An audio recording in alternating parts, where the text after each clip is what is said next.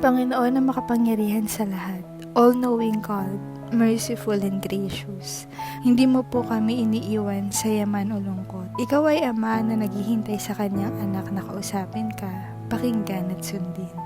Whenever we feel alone, ito po ay hindi dahil sa lumayo ka o wala ka, kundi ito ay dahil sa aming mga maling desisyon na mas piliin ang ibang tao o bagay kaysa sa'yo.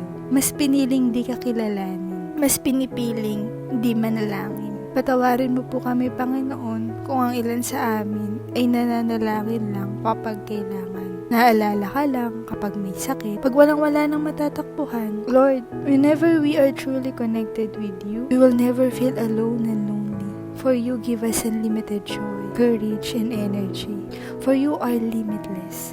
Naway lumapit po kami sa iyo every day, and may our relationship with you grow deeper and deeper. In Jesus' name, Amen.